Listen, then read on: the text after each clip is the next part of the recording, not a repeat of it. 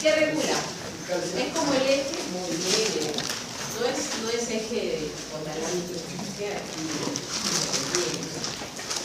entonces tiene un sensor, va a sensar calcio. La tiroides tiene unas antenitas de vinil que va detectando el peligro. Sube o baja el calcio, va a aumentar o va a disminuir su producción. Vamos a ver la siguiente.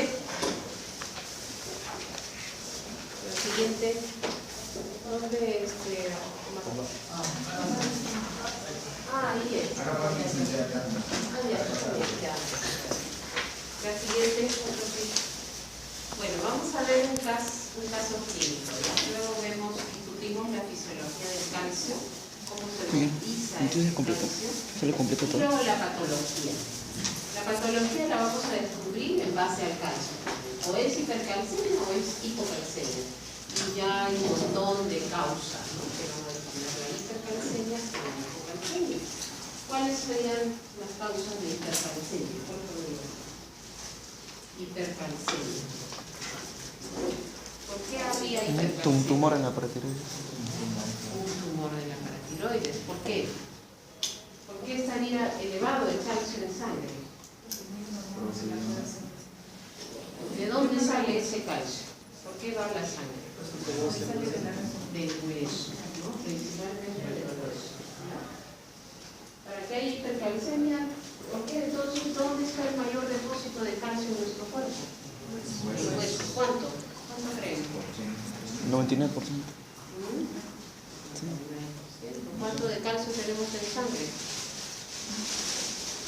Muy poquito. Qué gracioso. Que van a comparar cuando le tiran a sus pacientes el calcio. 9.4, ¿no? 9 está normal. ¿Cuánto es su rango? De 8.5 a 10.5. Entonces, para que eso se mantenga, ese pozo de sangre tiene que estar estable. Tiene que haber una homeostasis. Si baja, se llama hipocalcemia y eso va a desencadenar una serie de hormonas, ¿no?, que van a tratar de subir el calcio. ¿De dónde van a sacar? Del hueso. Si sube de 8.5 a 10.5, para que sea hipercalcemia es un punto más, o sea, 11.5 para arriba. Porque 10.6 no puede ser hipercalcemia. Y tienes que medir 2 calcios. 11.5 más es hipercalcemia.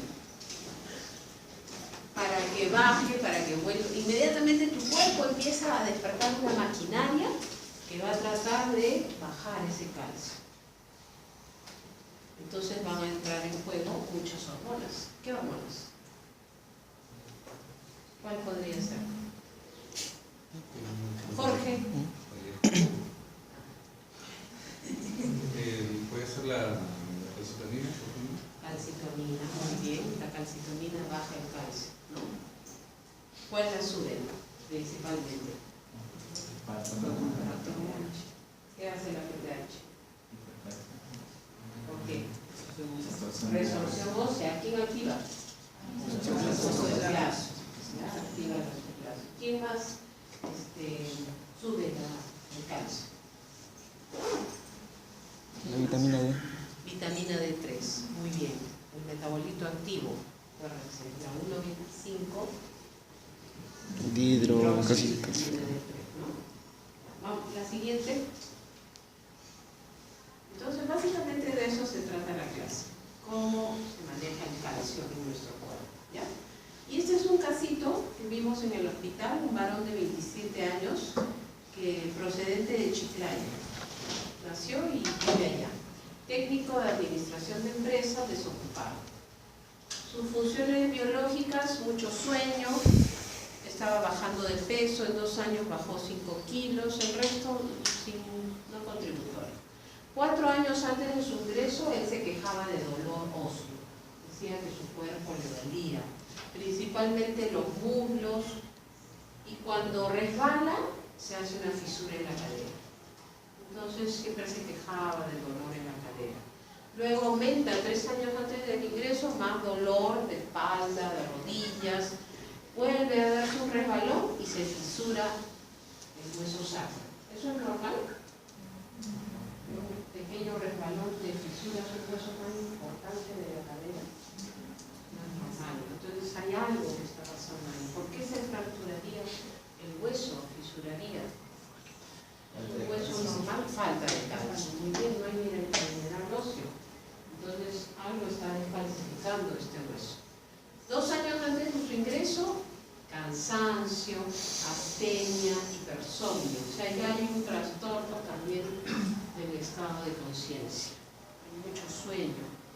Tumores, empiezan a aparecer tumores duros en la cara principalmente, submandibulares y también en los brazos, en los huesos largos, principalmente en el húmero. Tumores pequeños de 2 centímetros de diámetro más o menos, pero pétreos. 1 año antes de su ingreso se queja ya de más dolor de todo el cuerpo, generalizado, y duerme casi todo el día.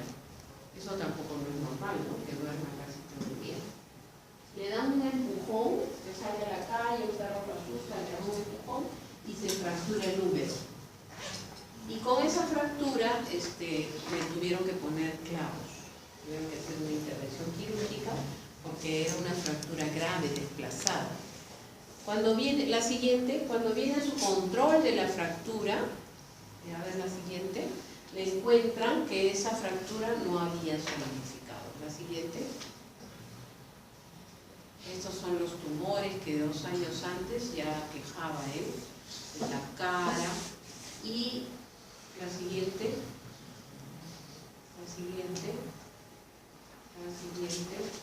Esta es la fractura. Asustado por el perro, se cae y hace una fractura que amerita una intervención quirúrgica. Cuando viene cuando viene al control, al contrario de encontrar el hueso solidificado, le encuentran estos quistes. Vean esa imagen. Entonces, ahí es que le piden un survey óseo para ver qué está pasando en todo su esqueleto. La anterior regresa. Este paciente como antecedentes tenía que, sigue a la historia clínica, como antecedentes tenía alcohol y drogas, ¿ya? Por eso no trabajaba, ¿no? Alcohol hace 10 años y se embriagaba 2 días a la semana, se perdía de la casa, tabaco y marihuana, ¿no? Y otros antecedentes, ninguno, solamente que le encuentran este tumor en cara, también le encuentran un tumor en la mandíbula superior, le hacen una biopsia del tumor y lo informa el patólogo como una epulis. Una epulis es una inflamación de la encía, ¿ya? Que no tiene relación con la patología ósea, ¿no? Pero estos tumores no los habían biopsiado, ¿no? Eran tumores pardos. Tumores pardos son agrupaciones de osteoclastos, o sea, un osteoclastoma. ¿Ya? ¿Qué están haciendo ahí? Pues están comiendo y la resorción es superióstica. La siguiente. Entonces, cuando él viene a su control de la fractura, se encuentran pues alarmados y le hacen este survey óseo. Le encuentran, mira, fracturas desplazadas incluso en el cúbito radio. Bueno, el radio también está todo enrarecido, ¿no? Y acá en el cúbito los quistes. La siguiente. El radio, ese es el radio, perdón. Tercio distal del radio.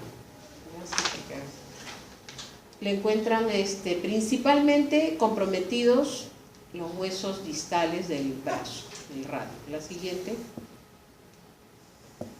Vean, cúbito y radio están comprometidos. Vean el periósteo y la resorción subperióstica, ¿no? Esto pues no es normal. Entonces ahí se fisura fácilmente el hueso. La siguiente.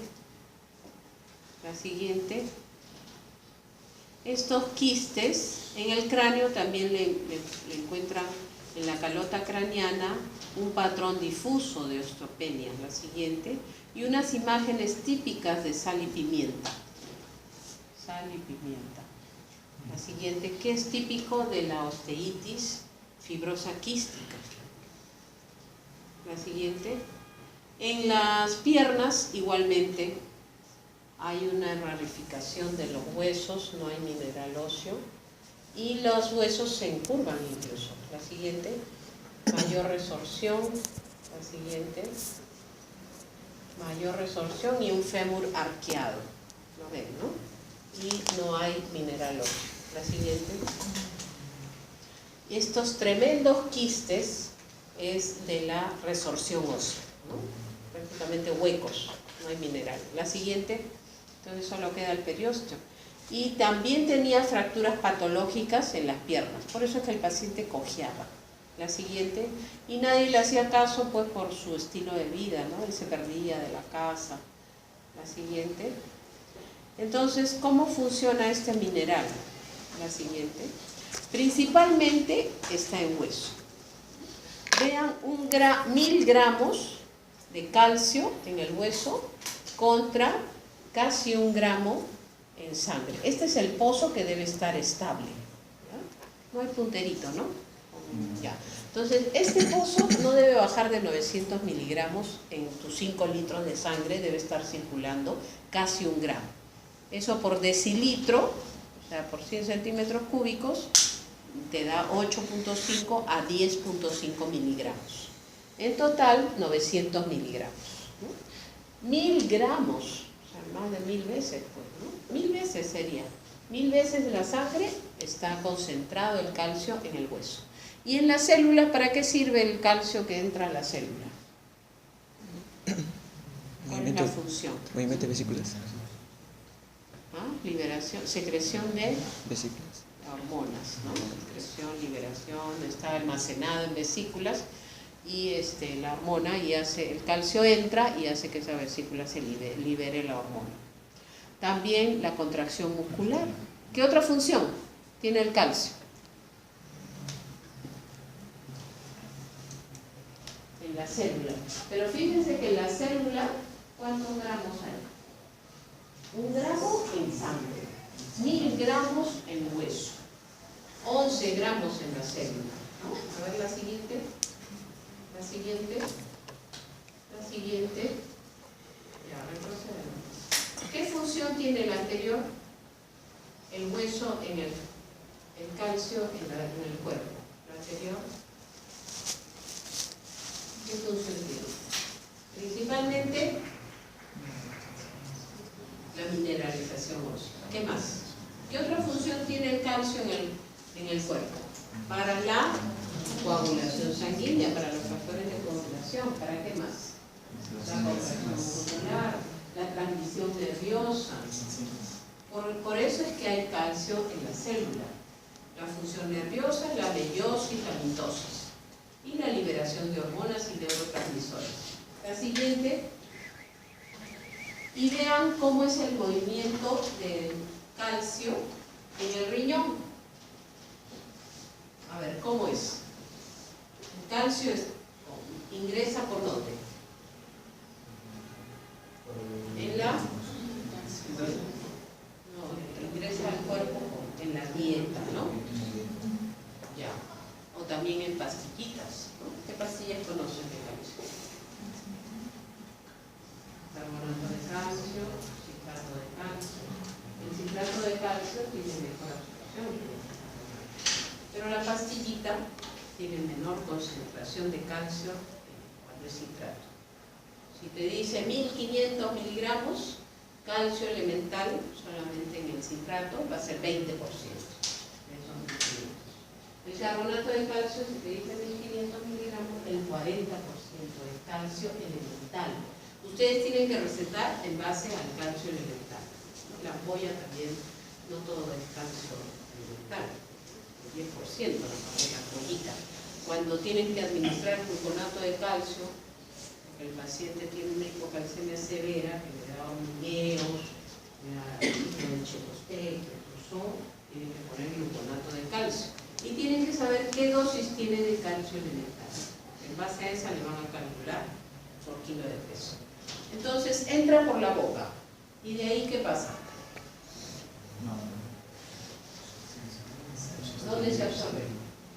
En el intestino. ¿Cuánto se absorbe? Si tomaste, ¿cuánto es la dieta normal?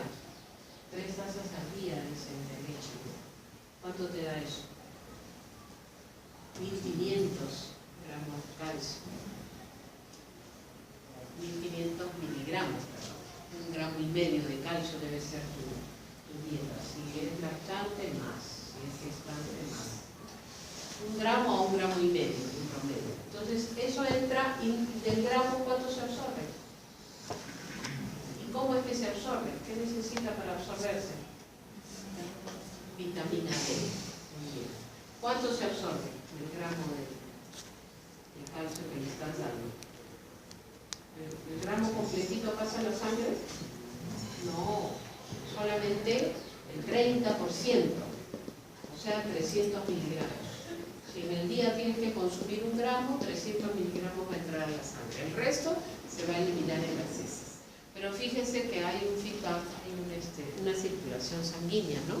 Entonces 300 miligramos se absorbe a la sangre y el fluido sanguíneo le regresa 150.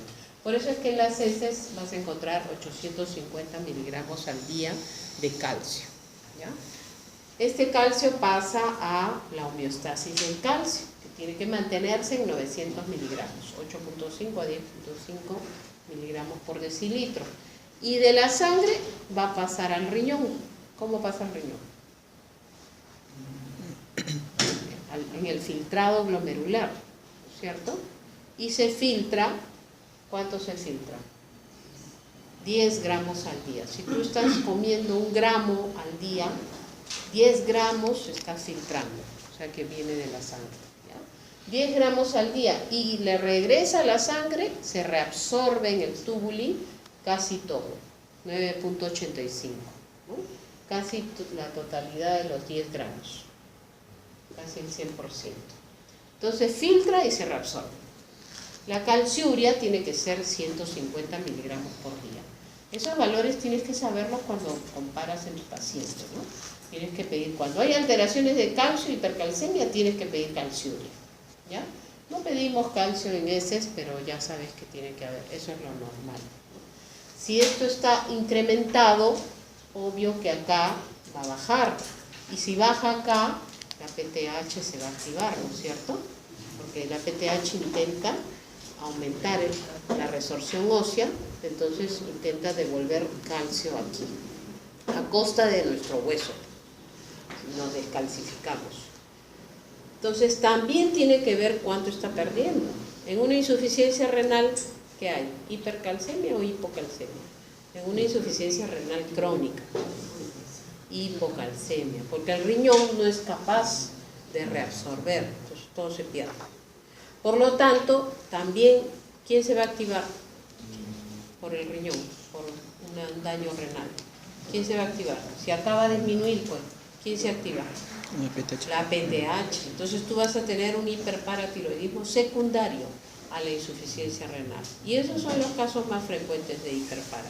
Hiperparatiroidismo primario o es secundario. O es por drogas, o es, las mayores causas son primarios. El 90% es entre primario o un cáncer terminal. Ahí está englobado el 90%. Otras causas ya son secundarias como entre las causas secundarias más frecuentes es la enfermedad renal crónica, ¿ya? Porque está perdiendo mucho calcio por la orina. Entonces todo lo que se filtra, casi todo, tiene que regresar. Y en el hueso también tiene que haber un movimiento diario, ¿no? El calcio sale y el calcio entra. ¿Cómo es la remodelación ósea? Sale y entra. ¿Gracias a quién? ¿Quiénes intervienen? Los osteoclastos, los estrógenos.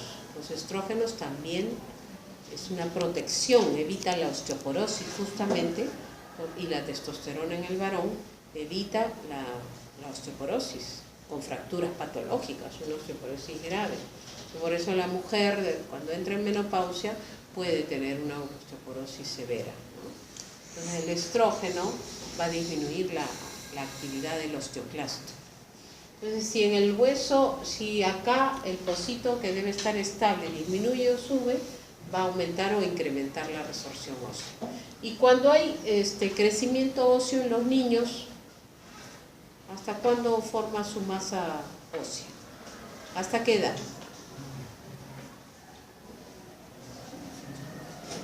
Hasta los 13 años, después que ya entra en la pubertad, se cierra la epífisis y ya no hay más crecimiento óseo. Entonces tiene que calcificar hueso hasta los 13 años. Después de esa edad ya no puede entrar más calcio, ya mineralizó su hueso. Lo que tiene a los 13 años va a tener ya hasta después, y si no tomaba su leche, no comía bien, pues va a estar siempre desmineralizada, ¿no? Más rápido va a llegar a la osteoporosis, porque después la falta de estrógenos hace que se vaya descalcificando. Entonces, por eso es importante que los niños consuman calcio natural básico hasta los 13 años. Después de eso ya solamente es entra y sale, entra y sale. Hasta los 13 años hay crecimiento y hay mineralización más efectiva. Entonces tiene que entrar salir 500 miligramos al día y devolver 500 miligramos al día al hueso, ¿ya? Esto activado por el osteoclasto y el osteoblasto, ¿no? ¿Quién funciona primero? El osteoblasto, ¿no? Porque hay una remodelación, una señal química que llama a la maduración del osteoblasto. Tiene el RANK, con el RANK ligando del osteoclasto se unen y eso madura al osteoclasto. Y el osteoclasto hace la resorción dejando un hueco que va a taponar el osteoblasto. ¿Cierto? Entonces, en esa remodelación, ¿qué otros marcadores vamos a utilizar? ¿Qué otros minerales, ¿no?, que podemos utilizar si es que sospechamos de una resorción aumentada del hueso? Yo tengo que utilizar un marcador. ¿Cuál? Fósforo. El fósforo, muy bien. El fósforo, si también está alterado, es porque me dice que está saliendo del hueso. Ese calcio está elevado porque está saliendo del hueso. De lo contrario, ese calcio viene de otro lugar.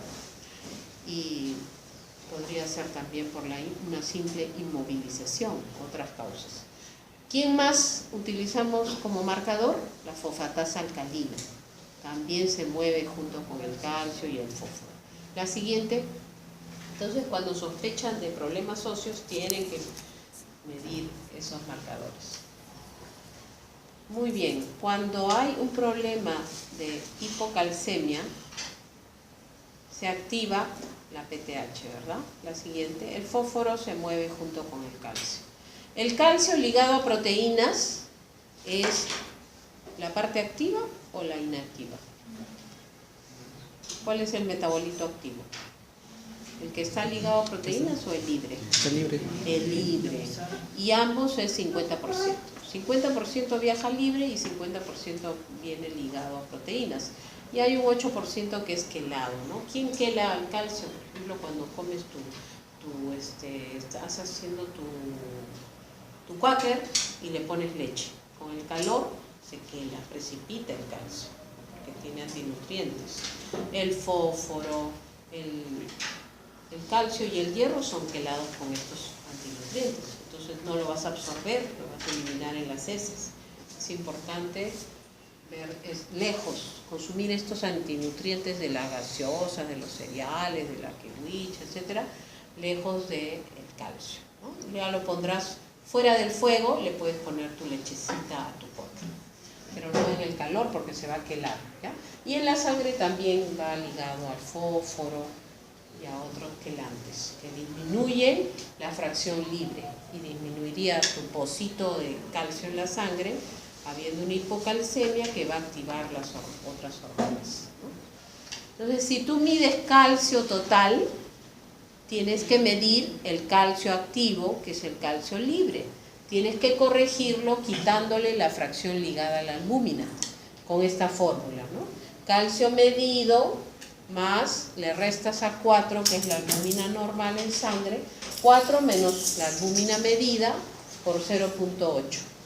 Y eso lo sumas al calcio medido. Y eso te va a dar el calcio corregido, ¿ya? Y sus valores normales del calcio corregido es de 8.5 a 10.5. La mitad hemos dicho que va libre o ionizado, el 50%. 4.5 a 4.6 miligramos por decilitro, la mitad, ¿no? Acá los laboratorios lo informan como milimoles, 1.1 a 1.4 es lo normal, ¿ya? La siguiente, milimoles por litro. Entonces, ¿qué pasa si el calcio en sangre disminuye? Hay una hipocalcemia. ¿Quién se activa? La paratormona. ¿Quién más? ¿Quién más se activa? Hay un sensor de calcio en la glándula paratiroides. ¿Quién más tiene sensor de calcio? O sea, se activa al detectar que está bajando el calcio. ¿Quién más? Sin necesidad de la paratormona, también el riñón. El riñón y la glándula paratiroides tienen sensor de calcio, ¿ya? Entonces, al censar que hay hipocalcemia, la glándula va a secretar mayor cantidad de PTH. Y la PTH va a tener 3 sitios de acción. ¿Cuáles son? El hueso. El hueso, número 1, ¿no? Para sacar calcio, porque está tratando de devolver la homeostasis del calcio, al pocito que debe haber de casi 1 gramo de calcio en la sangre. ¿Y qué hace en el hueso? A través de la acción del osteoclasto. Activa el osteoclasto y hace aumento de resorción ósea. Y en el riñón también, la PTH. Solito el riñón se activa, pero también a través de la PTH, ¿qué va a hacer en el riñón?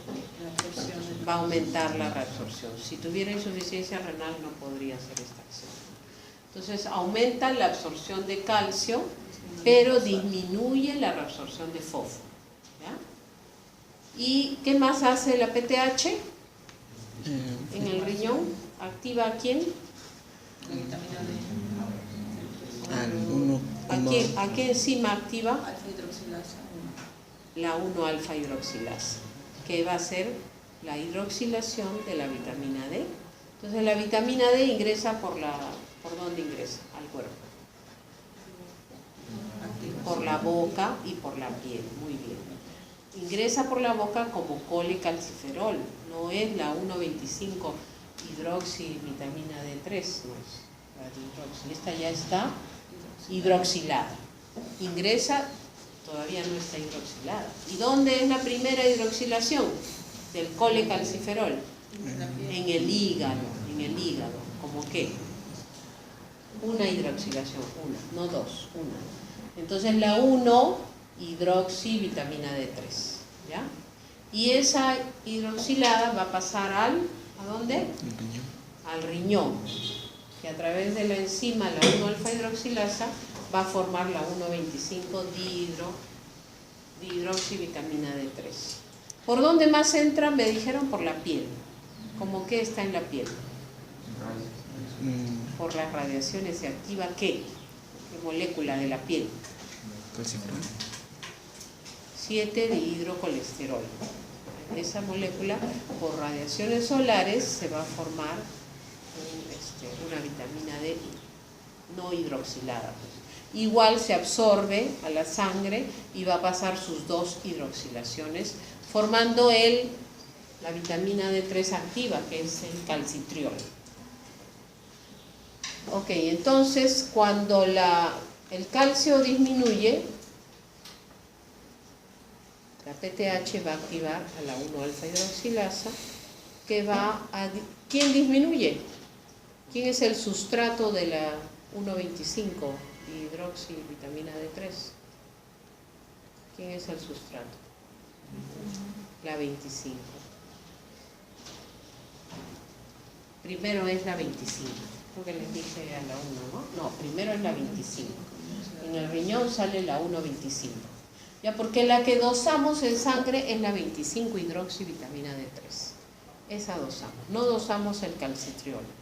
Es muy efímera. Esa es después que pasó al riñón. Entonces, en plasma, cuando queremos medir si hay déficit de vitamina D3, medimos la 25 hidroxi, vitamina D3. Ese es el sustrato. Si esto está aumentado, la 25 va a estar disminuida, ¿ya? Pero va a aumentar la 1,25. Eso tienen que acordarse porque uno se confunde. Dice, ¿por qué la vitamina D3, que debería estar en una PTH elevada, debería estar aumentada? Pero como estamos dosando el sustrato, que es la 25, está disminuida justamente porque hay mayor formación de 1,25, ¿ya? Entonces se aumenta la reabsorción de calcio en el riñón, disminuye la reabsorción de fósforo en el riñón, y en el intestino, ¿qué pasa? Mayor absorción. A través de esta, necesita esta, ¿no? Al PTH al activar aumenta esta, y esta hace que aumente más calcio en el intestino. La acción no es directa, PTH con intestino, no, es indirecta a través de esta. Y en el hueso, ahí sí hay una acción directa, ¿no? Mayor reabsorción de hueso. Acá entonces hay una acción directa y una indirecta a través también de la 1,25. Ok, la siguiente. Y la vitamina D3 le hace un feedback negativo. Regresa a la anterior. La D3, la 1,25, le hace un feedback ya que se tranquilice la PTH. ¿Ya? Tiene que haber ese feedback negativo. Ok, la siguiente. Vean el sensor de calcio. La paratormona, la glándula paratiroides, tiene este receptor sensor de calcio. Y es importante que lo conozcan porque hay mutaciones genéticas de este receptor. Cuando hay un estímulo secundario, por ejemplo en la insuficiencia renal crónica hay hipocalcemia, tanto estimula la producción de PTH que este receptor se vuelve autónomo y hace como si fuera un hiperpara primario, pero es terciario. Es debido a que tanto lo han estimulado que se vuelve autónomo y produce PTH extra, ¿ok? Y el riñón también tiene su sensor de calcio. Él directamente va a hacer el aumento de reabsorción de calcio y disminuye la reabsorción de fósforo, ¿ya? Entonces va a disminuir la calciuria, ¿verdad? Si aumenta su reabsorción, la calciuria disminuye. Esta hormona también, estos órganos tienen receptor de la PTH, ¿ya? La PTH-like es producida por un tumor cancerígeno que también va a estimular estos tres órganos, ¿ok? Va a aumentar la reabsorción ósea y va a aumentar la absorción de calcio por el intestino. Entonces puede haber una hipercalcemia, no por hiperparatiroidismo, sino por una PTH-like. Cuando tú dosas, sospechas de que tienes la hipercalcemia, más de 12 de repente, inmediatamente tu segunda acción es medir la PTH. Si la PTH intacta te sale negativo y hay hipercalcemia, tienes que pensar que hay una PTH-like, un cáncer. Esas son las dos causas más importantes del hiperparatiroidismo. Que sea primario de la glándula o que sea de un tumor cancerígeno. Pero por PTH-like, que es la misma estructura que la PTH y la misma acción sobre hueso y sobre intestino. Muy bien, la siguiente. Cuando el calcio está bajo, les dije que se activa la 1-alfa hidroxilasa, ¿no? A través de la PTH. Entonces la vitamina D3, ¿qué acciones tiene? Igual que la PTH, la misma que la PTH, ya son acciones directas del calcitriol, ¿no? En el hueso, la misma acción, pero promoviendo, o sea, hace una sinergia con la PTH, hace mayor resorción ósea, lo mismo. En el riñón, casi lo mismo, aumenta la absorción de calcio, pero aumenta la absorción de fósforo. En cambio, la PTH aumenta la absorción de calcio, pero disminuye la absorción de fósforo. La vitamina 1,25 o vitamina D3 aumenta la absorción de ambos, calcio y fósforo, ¿ya? Y en el intestino aumenta la absorción de calcio, ¿no es cierto? Ella directamente. Cuando hay una patología como la sarcoidosis, que es aumento de la producción de vitamina D3, también vas a tener pues una hipercalcemia, ¿no? Por vitamina D3, solo por vitamina D3, sin independiente de la PTH, ¿no? A ver la anterior, ya. Acá dijimos que la PTH aumenta solamente la absorción de calcio. La siguiente, acá aumenta ambos en el intestino, la vitamina D3. Aumenta la absorción de calcio y aumenta la absorción de fósforo, ¿ya? Entonces también actúa sobre los 3 órganos la vitamina D3, la 1,25, la calcitriol. Yéndonos a la hipercalcemia, ¿no? Si es que hay una hipocalcemia, esto va a compensar y va a nivelar el pocito que debe ser estable para la homeostasis de calcio.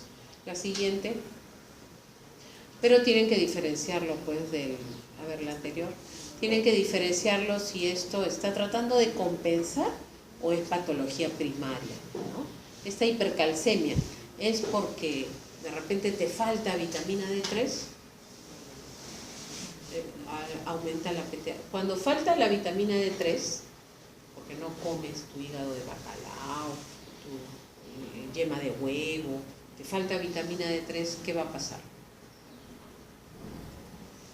Vas a tener hipocalcemia también, porque no va a haber absorción de calcio en el intestino. Y compensatoriamente, entonces, ¿qué va a pasar con la PTH? ¿Por qué? Porque yo les dije que esta le hace un feedback negativo a la PTH. Entonces, al no haber esta va a aumentar. Pero tienen que fijarse que la PTH o es primaria o es secundaria. En este caso sería secundaria al déficit de vitamina D3. ¿Y cómo diferencias eso? Cuando es primario, el rango de PTH se eleva a más de 1000. Cuando es secundario, tú vas a encontrar una PTH en 200, en 300. ¿Ya? Entonces tú tienes que buscar otras causas que están haciendo que no hay feedback, pues, por ejemplo, no hay feedback negativo, entonces se eleva la PTH. Es secundaria. Primero, para decir que hay un hiperparatiroidismo primario, tienes que descartar las causas secundarias, ¿ya? Y fisiológicamente, si tú no comes es por la mala dieta, pues tu organismo también está trabajando. En lugar de trabajar lo normal para ganar energías, estás perdiendo energías en activar un motor solo por la mala dieta, ¿no? Se te está yendo las energías acá. La siguiente, siempre va de la mano el dosaje con la vitamina D3, ¿ya? Y estos son los marcadores de remodelación ósea, que nosotros solamente tenemos la fosfatasa alcalina, ¿no? Que es la que medimos. La siguiente. Y esta es la acción del osteoclasto, a ser activada por la PTH. Primero come y luego viene, pero primero el osteoblasto es el que hace madurar mediante el RAN L, madura el osteoclasto. Y luego que ha dejado así el hueco en el hueso, viene el osteoblasto y remodela, y tapona, ¿no? Va rellenando. La siguiente. ¿Qué pasa cuando el calcio sube? ¿Quién se activa? ¿Dónde es producida la calcitonina? La tiroides. En la tiroides, en las células C, parafoliculares, no en el folículo. Entonces esta calcitonina va a hacer que ¿qué acciones tiene? Igual sobre los 3 órganos, hueso, riñón e intestino. ¿Qué ocurre en el intestino? Todo lo contrario, ¿no? Disminuye la absorción de calcio. Y en el hueso, disminuye la resorción ósea. Y en el riñón, disminuye la resorción de calcio. O sea, todo lo opuesto a la PTH. Y como la PTH, en este caso, tiene la misma acción que la PTH, en el fósforo. En el fósforo sí es igual, ¿no? Acá sí es al contrario.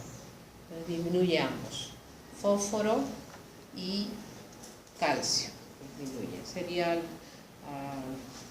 como la vitamina D3, que aumenta la reabsorción de calcio y aumenta también la reabsorción de fósforo, la vitamina D3, la 1,25, ¿no? Este sería todo lo contrario en el riñón que la vitamina D3. Ok, la siguiente. Este es el resumen, la siguiente de todo lo que hemos hablado, la siguiente.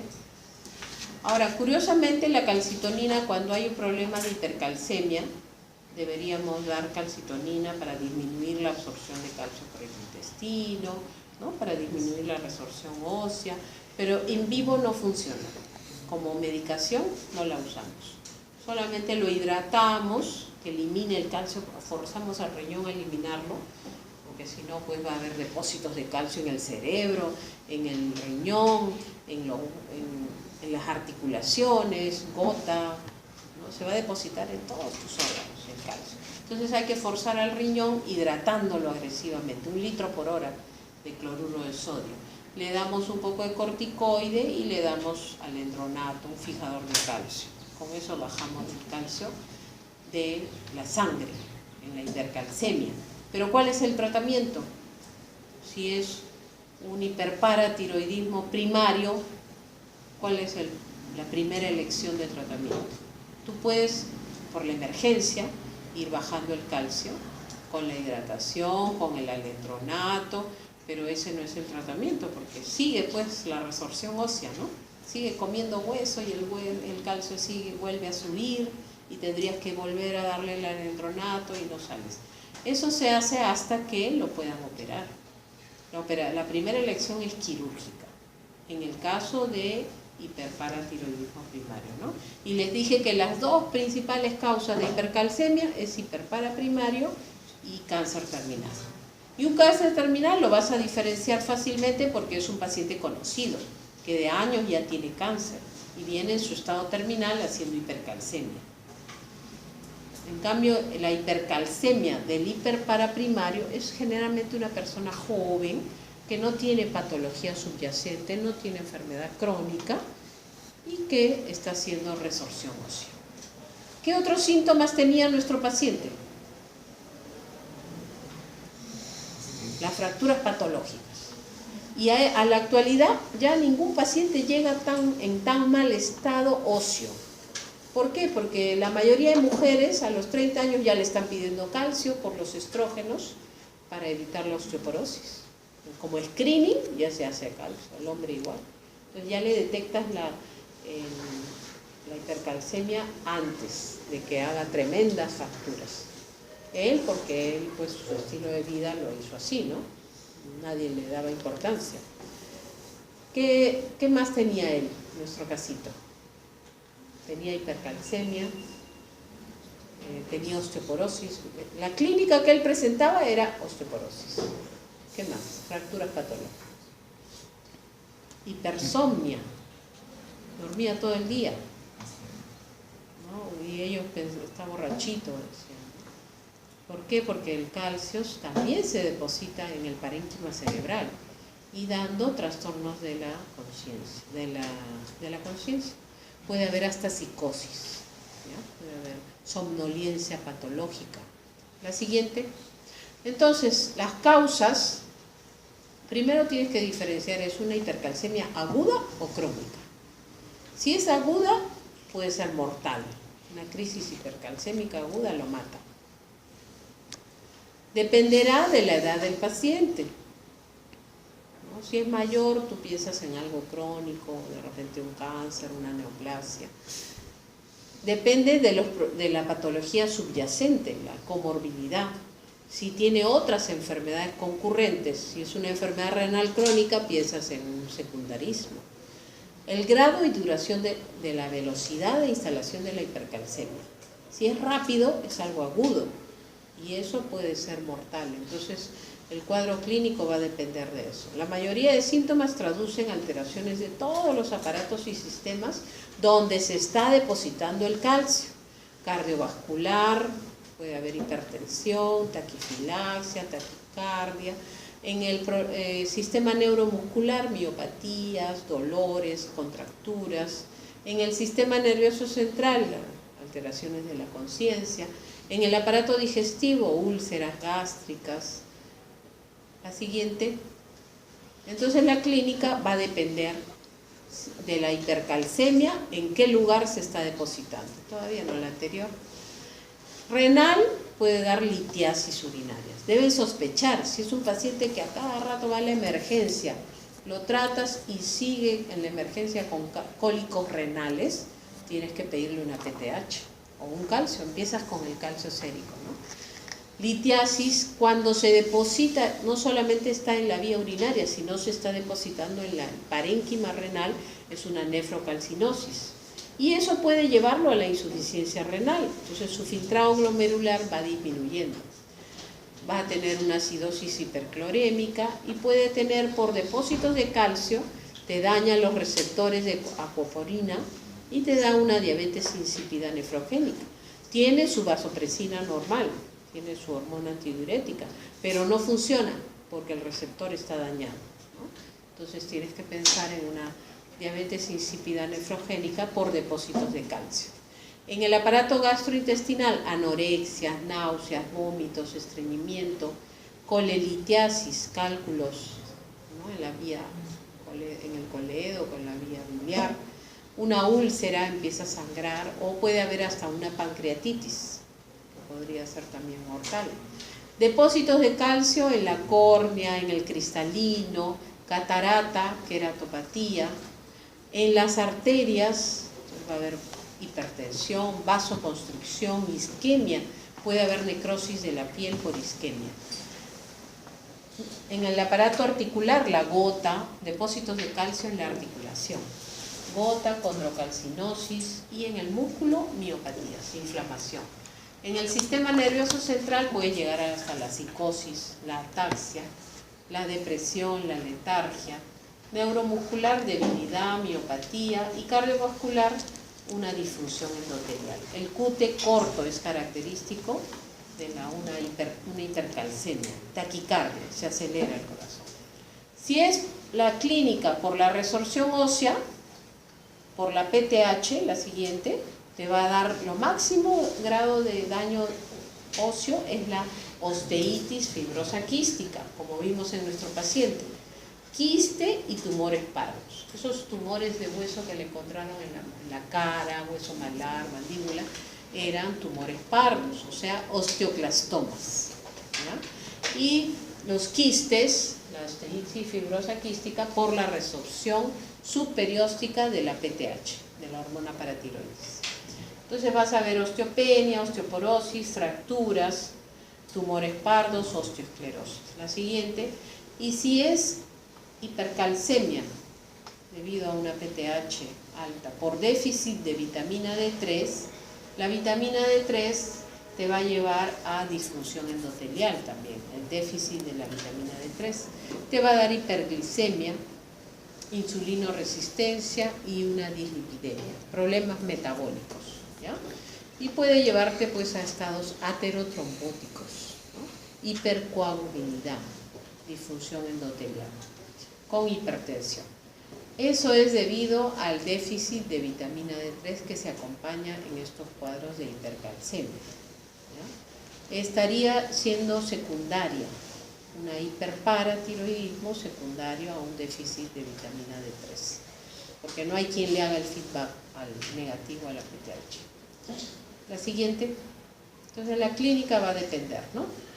Las causas, la primera causa, aumento de liberación de calcio desde el hueso, la resorción ósea aumentada, debido a un hiperparatiroidismo primario o neoplasias malignas. Esas dos causas llevan el 90%, ¿ya? Hay una tercera causa que es por PTH exógeno, pero en nuestro país es difícil, o sea, los casos con hipoparatiroidismo primario, hipoparatiroidismo autoinmune, le tienes que dar reemplazo hormonal y le das PTH exógeno, una hormona sintética. Cuando te excedes de la dosis, le puedes llevar a hipercalcemia, ¿no? Acá en Perú no es muy frecuente. Acá lo más frecuente es hiperpara primario o neoplasia maligna, ¿ya? Otras causas de hipercalcemia que no tienen relación con el hiperpara primario es la inmovilización, que aumenta, solo por el hecho de estar quietito, te aumenta la resorción ósea, te activa el osteoclasto. El hipertiroidismo, porque todo se acelera, entonces el metabolismo óseo se acelera activando el osteoclasto, hay mayor resorción y no le da tiempo al osteoblasto a remodelar, a taponar ese hueco. Entonces hay resorción. En la intoxicación por vitamina A y en la enfermedad de Payet también va a haber hipercalcemia independiente de la PTH. ¿Ya? Otras causas ya menos muy infrecuentes, el receptor del sensor de calcio que se ha vuelto autónomo. Hay un reset de este receptor, un reajuste. Y va a dar, ya esto es un daño somático, autoinmune, que puede ser solo por mutaciones del receptor, generalmente son patologías familiares. ¿Ya? Por drogas también puede haber hipercalcemia, el litio a la cabeza. La siguiente. Cuando es por aumento en la absorción intestinal de calcio, va a ser predominantemente por aumento de la vitamina D. ¿No? Y cuando es problema renal, disminuye la excreción renal de calcio, entonces va a haber una hipercalcemia hipocalciúrica familiar. ¿Ya? En la insuficiencia renal aguda hay hipercalcemia, al contrario de la insuficiencia renal crónica, que te va a dar una hipocalcemia, en la aguda vas a tener hipercalcemia.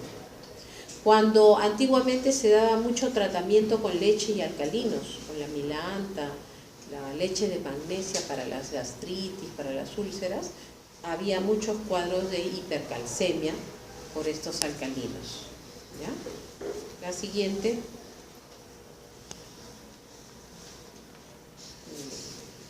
La pseudohipercalcemia es cuando tú tienes un valor de calcio elevado, primero tienes que descartar las causas secundarias y que sea una hipercalcemia falsa. Entonces tienes que pedir 2 valores de calcio. Con 2 valores de calcio elevados ya haces tu diagnóstico de hipercalcemia verdadera. Si no, puede ser una pseudohipercalcemia, que tengas un trastorno de la albúmina, un trastorno en el mieloma múltiple, una disliproteinemia, ¿no? Una macroglobulinemia, un mieloma, una hiperlipemia. Primero descarta esta patología que te va a dar una hipercalcemia falsa. ¿Ya? La insuficiencia suprarrenal, el feocromocitoma, la sobrealimentación parenteral, pacientes hospitalizados que les dan nutrición parenteral, mucho calcio, eso también te puede confundir, o pacientes que están en hemodiálisis, también pueden hacer hipercalcemia. La siguiente. Las drogas, tienes que descartar en tu anamnesis que no estés usando ninguno de estos medicamentos. Diuréticos tiacídicos, análogos de la vitamina D, análogos de la vitamina A que te van a llevar a hipercalcemia también, ¿no? Por absorción intestinal acelerada. El litio, los estrógenos, la somatropina, aminofilina, somatropina es la hormona de crecimiento, se le dan a los niños, también le puede dar hipercalcemia. Y la PTH que se da en forma sintética para los hipoparatiroidismos autoinmunes. Cuando hay destrucción de la glándula paratiroides, tienes que darle reemplazo hormonal con PTH. La siguiente. La siguiente. La siguiente. Entonces, el hiperparatiroidismo, hemos dicho las 2 causas principales, ¿cuáles son? Y cánceres, ¿no? Esas son, ahí englobas tú el 90%, ¿ya? Puede aparecer en forma familiar, ya esas son causas genéticas o congénitas, mutaciones. La siguiente.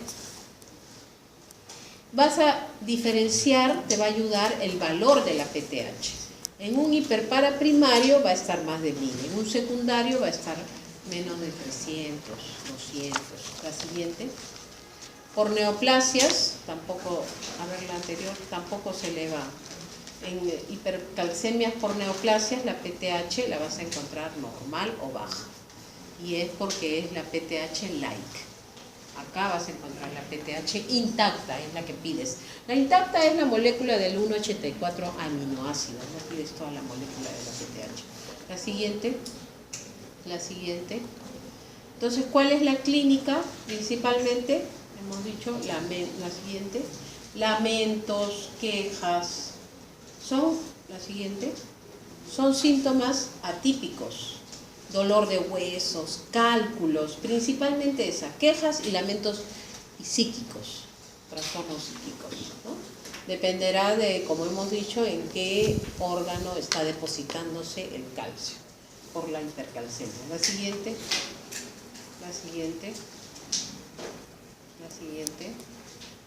Y esto en dibujitos, ¿no? Que van a ver que se deposita en todos los órganos. Parénquima renal, cataratas, córnea, cristalino, pulis, la siguiente, osteopenia.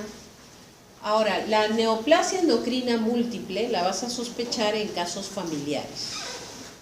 Cuando hay hiperparatiroidismo asociado a un adenoma hipoficiario, de repente un prolactinoma o una acromegalia o cualquier tumor de la hipófisis, generalmente de la hipófisis anterior, ¿no?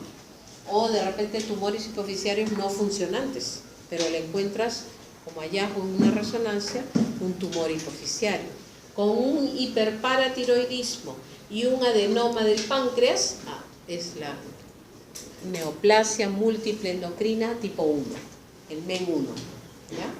El MEN2 es hiperpara, lo mismo, pero con feocromocitoma y cáncer de la médula, cáncer medular de la tiroides, ¿ya? O sea, calcitonina. Entonces hay diarrea, el paciente viene con flashing, hipertensión, crisis hipertensiva, con diarreas y con su osteoporosis. O de repente viene con litiasis urinaria, pero lo más saltante es que viene con las crisis hipertensivas y con diarreas que producía por la calcitonina. Y le hacen el estudio y le encuentran estas 3 patologías. Es el más frecuente de las neoplasias endocrinas múltiples, el MEN2A, la Mendoza, ¿ya? Hiperpara, feocromocitoma y cáncer medular de la tiroides. El MEN2B se diferencia porque ya no hay hiperparatiroidismo, pero sí hay el cáncer medular de la tiroides, perdón, el feocromocitoma, que le va a dar las crisis hipertensivas, y tiene el cáncer medular de la tiroides, pero en lugar del hiperpara le encuentran neuronimomas en la boca, ¿ya? O sea, tiene estos dos, no tiene este. Ese es el MEN2B, ¿ya? El MEN1, ¿qué les dije que era? No les escucho. ¿Qué tiene el MEN1? Adenoma de la hipófisis, hiperpara y un tumor de páncreas, ¿ya? Pero el más frecuente, ¿cuál es? MEN2A, ¿ya? Que es hiperpara, feocromocitoma y mucha calcitonina por el cáncer medular de la tiroides. Ok, la siguiente. El secundario, tienen que buscar otros órganos, como lo más frecuente es la insuficiencia renal crónica. La siguiente. La clínica, ya hemos visto que es también igual dolores óseos, calcificaciones, prurito en caso de insuficiencia renal, pero la patología ósea es diferente, es una osteodistrofia renal. No hay la osteoitis fibrosa quística, porque la patología no es de la paratiroides, es del riñón que está activando el sensor de la paratiroides. En el hueso vas a encontrar lo mismo, osteopenia, pero con una osteodistrofia renal. Es la imagen ósea en la radiografía es diferente. La siguiente.